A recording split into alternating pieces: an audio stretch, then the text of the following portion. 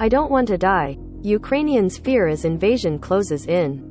Ukrainian civilians are fleeing after finding their lives at risk on the second day of Russia's invasion. 9:48. Kyiv, Ukraine. Yuriy Zhihanov woke before dawn to his mother's screaming and found himself covered in dust. On the second day of Russia's invasion, shelling on the outskirts of Ukraine's capital, Kyiv, struck their residential building. Many civilians, horrified to find their lives at risk, started to flee during the attack's first hours. Amid the smoke and the screeching of car alarms on Friday, Zhihanov and his family packed and joined them. "What are you doing? What is this?" he said, addressing Russia and gesturing to the damaged building behind him. "If you want to attack military personnel, attack military personnel. This is all I can say."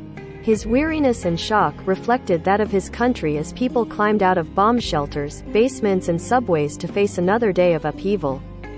Those who didn't wake to explosions were roused by air raid sirens. Then came the news that Russian forces had advanced to the capital's outskirts. Russia has said it is not targeting cities, but the fighting seemed far too close.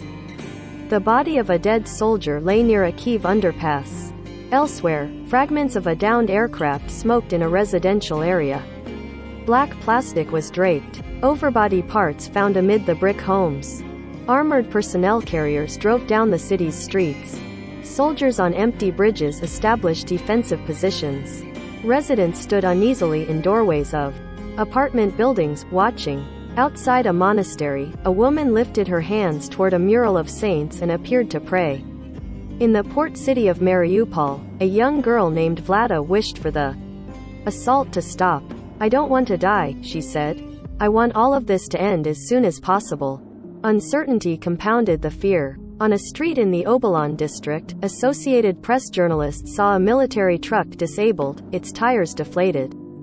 The truck had no apparent insignia, and it was not clear if it was a vehicle that Ukraine's general staff claimed had been stolen by Russian forces aiming to disguise themselves as local ones.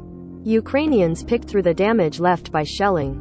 And some mourned. In the city of Horlivka, in the territory held by pro-Russian rebels, a body covered with a blanket lay outside a house that had been hit. A man standing nearby spoke on the phone. "Yes, Mom's gone, that's all," he said. "That's it, Mom's gone."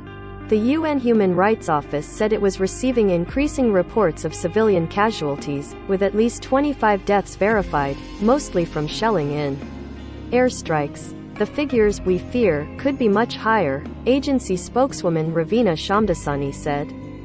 The urge to run away grew. Some civilians approached borders on foot, wheeling luggage behind them. "It's unfortunate that we got here in our old age. Facing a war," said Marika Sipos, who had left her home in Kosin. She wiped her eyes. At a train station just across the border in Poland, hundreds of people from Ukraine sought shelter. Some curled up on cots, trying to sleep. A woman stroked the hair of a young girl. One of those at the station was Andriy Borisov, who said he had heard the rush of something flying overhead and then an explosion as he hurried to catch a train out of Kyiv. "It was an unmistakable sound," he said. Some hesitated to leave, even as they stood on railway platforms. In Kostiantynivka, a government-controlled area in the separatist-held Donetsk People's Republic, a woman who gave only her first name, Yelena, appeared. "It's 50-50 on whether it is worth leaving or not," she said. "But it wouldn't hurt to leave for a couple days, for a weekend." Others leaving Ukraine knew it might take much longer before they could return home. Follow AP's coverage of the Ukraine crisis at https://apnews.com/hub/Russia-Ukraine.